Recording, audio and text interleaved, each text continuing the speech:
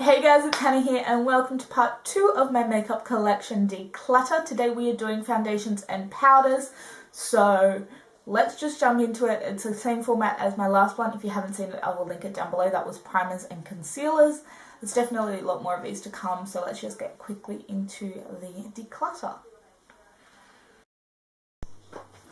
Okay, so we're starting with powders today, and the sad thing about this is I'm not getting rid of any of these powders. There was one I was going to get rid of, but I've already somehow lost it somewhere. But I will go through and show you my powder collection. So the first is the Urban Decay Naked Skin Ultra Definition Powder Foundation in Fair Neutral. This actually goes a little bit dark on me, but that is it here. You can see I've hit a decent amount of pan on that, so I'm definitely not going to get rid of it. It is the only powder foundation I have. But I can't really wear it when I put on a tinted moisturizer that's too light, because it does deepen up a little bit on my skin. But definitely keeping that.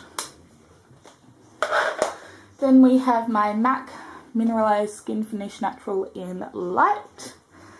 The dome has definitely come off this one, but I use this to set my face a lot. If I want a little bit more coverage, I'm definitely going to keep that one. And we have two powders that are pretty similar. So we've got the Maybelline Matte Maker. This is the one I keep in my handbag because it does have a screw top.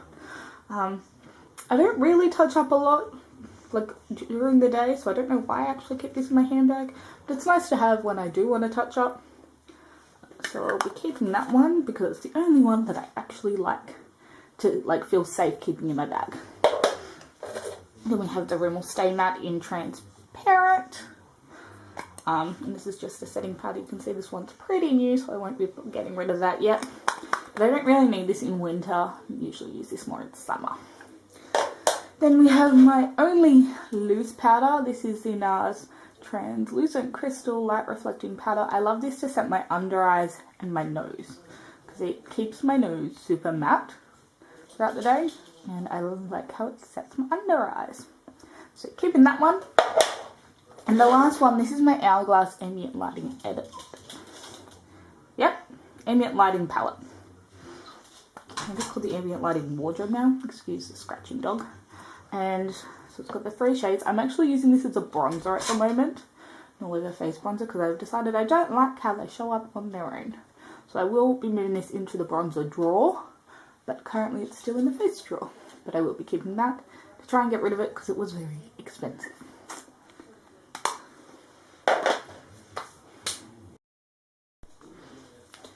Now we have foundation. So a lot of these are actually pretty much, if not half, more than halfway used up. And I'll tell you which ones are. But the first thing is the only one I am going to get rid of. And please do not roll everywhere, Mac. Nope, you're going to roll anyway. Is the Revlon Nearly Naked Foundation in number 120 Vanilla. They don't actually make this foundation anymore, so I don't really feel bad about getting rid of it. But this was actually given to me by the Blush Beauty when I was overseas with her. Coming up to a year ago now, and I've never actually used it since then. So it's definitely expired, so I'm definitely going to actually just throw that out rather than pass it on. Then we have my MAC Pro Longwear Foundation in NC15. I really like this. It's more of a medium coverage than a full coverage foundation. But I do like how it looks on the skin, and the bottle's feeling really light, so I'm at least halfway, if not 3/4 done with that. I should have let these all sit out straight one day and see how much I have. I may do that.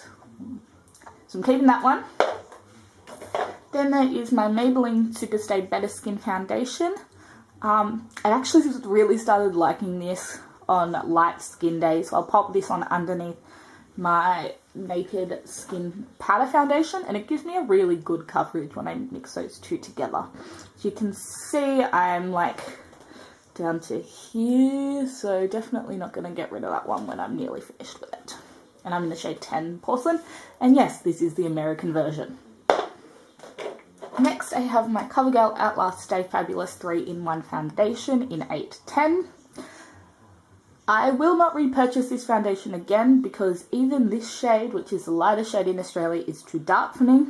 I like to mix it with my Revlon Colour Stay Normal to Dry in 110 Ivory. So I mix these two together because this one's a tiny bit too light, which never happens, but this is too dark, so when I mix them together it's really nice. Again, this one's about 2/3 empty, so I'm definitely going to keep that one to finish it off.